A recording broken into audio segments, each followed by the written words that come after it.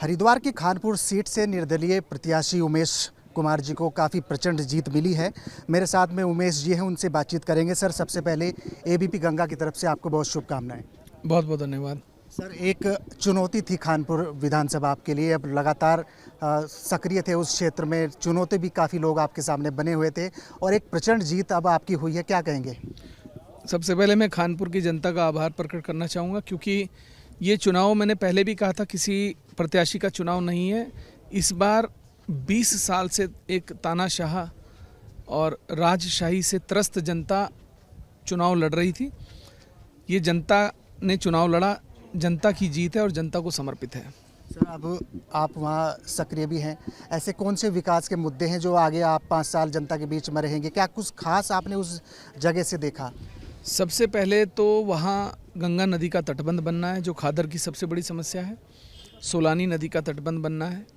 इसके अलावा अच्छी स्वास्थ्य सेवाओं का बहुत अभाव है, सड़कों का अभाव है, अच्छे स्कूल नहीं हैं, बहुत सारी समस्याएं हैं। बहुत से गांव ऐसे हैं जहां तक सड़कें ही नहीं पहुंच पाती हैं। आप उन गांव में जाएंगे तो आपको लगेगा आप 1947 के गांव में आ गए हैं।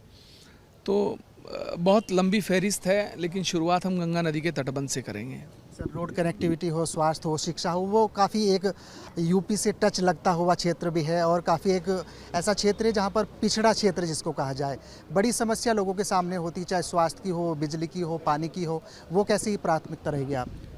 मैंने बताया ना कि बड़ी लंबी फहरिस्त है और ये जो आपने मुद्दे गिनाए ये सारे हमारे प्रमुखता में है, हमारी प्राथमिकता में की सूची में है। आप जल्दी देखेंगे कि 20 सालों में जो काम नहीं हुआ 20 महीने में आपको वो विकास होता हुआ दिखाई देगा। और मैं फिर एक बार खानपुर की जनता का आभार प्रकट करना चाहूँगा। खुले तौर पर आपने प्रणव सिंह चैंपियन को चुनौती दी और ये माना जा रहा था कि नंबर 2 पर वो रह सकते हैं, नंबर 3 पर आप रह सकते हैं, लेकिन सबको पछाड़कर आप विजय हुए। किस चुनौती को मानते हैं और किस तरह से आप लोगों की जो लंबी काफ़ी समय से फाइट चलती रही उसका एक परिणाम निकला कि जनता वहाँ की जो थी वो आपके साथ आई? देखिए, 20 सालों से जनता को दबाकर, कुचलकर, तानाशाही दिखाकर रखा गया था। वो जनता को एक मौका चाहिए था, एक ऐसा व्यक्ति चाहिए था उस क्षेत्र में उनको, जिसके दम पर वो आवाज़ उठा सकें, जो उस तानाशाह राजा को, जो अपने को तथाकथित राजा कहता है और वो अपने को बाहुबली बताता है, और अक्सर आप देखते हैं तमंचे लहराना, गोलियां चलाना और बाहुबल के दम पर चुनाव लड़ना और जीतना, इस मिथक को तोड़ना था। और उन्हें एक व्यक्ति ऐसा दिखा जो खुलेआम राजा से लड़ रहा था और जनता को ये विश्वास हुआ कि ये व्यक्ति हमें इस तानाशाही से मुक्ति भी दिलाएगा और विकास भी लाएगा, क्योंकि हमने जो काम किए वो ऐतिहासिक काम थे।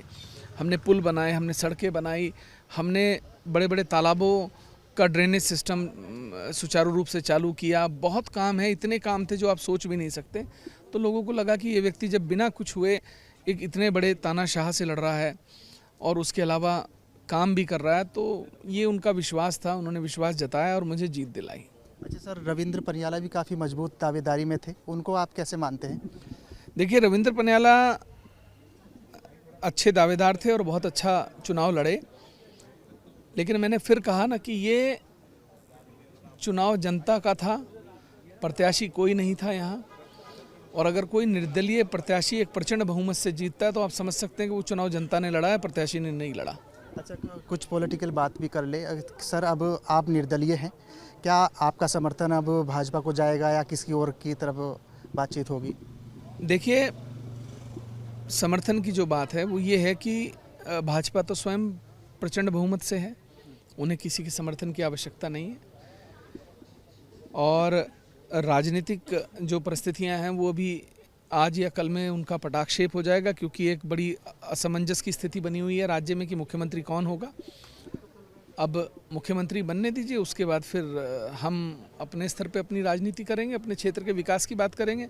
और अगर हमारे क्षेत्र के विकास की बात मुख्यमंत्री करेंगे और वो जो हमारी समस्याएं हैं, जो लोगों की समस्याएं हैं, 20 सूत्री समस्याएं हम उनको बताएंगे, अगर वो उनका निराकरण करेंगे तो हमसे जो चाहेंगे करेंगे हम। अच्छा उमेश जी, मेरा एक सवाल ये भी है कि कांग्रेस लंबे समय यानी पिछले 5 सालों से अपने अपने क्षेत्रों में सक्रिय थी। आप कुछ ही समय से सक्रिय रहे और आपने विजय पाई, लेकिन तमाम स्वीप कांग्रेस यहाँ पर होती नजर आई। कुछ कारण ऐसा क्या है कि अभी मोदी मैजिक पहाड़ में चला? एक कहावत है एकला चलो।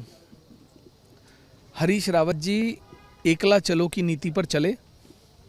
उन्होंने पार्टी को हमेशा अस्थिर करने का प्रयास किया। जो प्रत्याशी उन्हें लगता था कि ये जीत के आके उनका नुकसान करेंगे या उन्हें बनने नहीं देंगे, उन्हें हरवाने में उनका बहुत बड़ा हाथ है। मंगलोर सीट हो या कोई अन्य सीट हो या आपका लक्सर वाली सीट हो या पहाड़ की कुछ सीटें हैं, जिन सीटों पर जो मुझे लगता है राजनीतिक तौर पर वो सीटें हरवाने के पीछे कहीं ना कहीं हरीश रावत जी का हाथ है।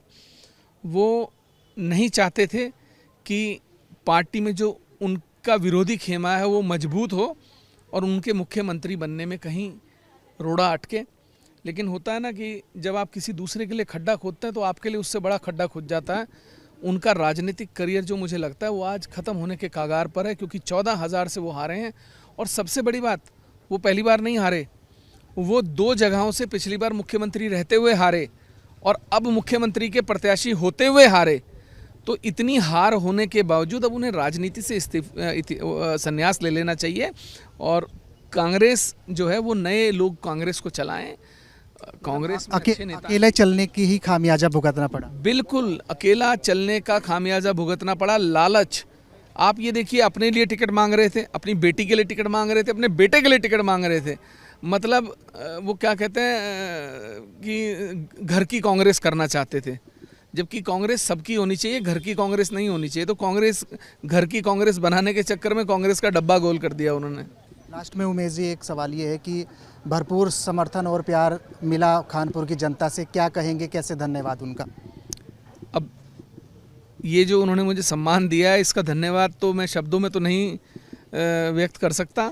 उनके बीच में रह के उनकी समस्याओं का निराकरण कर उनके लिए काम करके उन्हें एक अच्छा जीवन, एक अच्छा वातावरण, एक अच्छा जो है माहौल देने के लिए करके मैं उसको व्यक्त करूँगा तो ज़्यादा अच्छा होगा।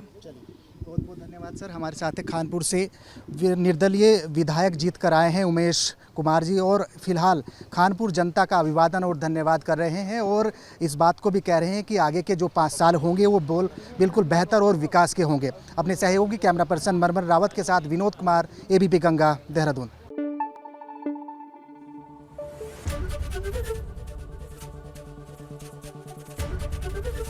ABP गंगा, खबर आपकी, जुबान आपकी।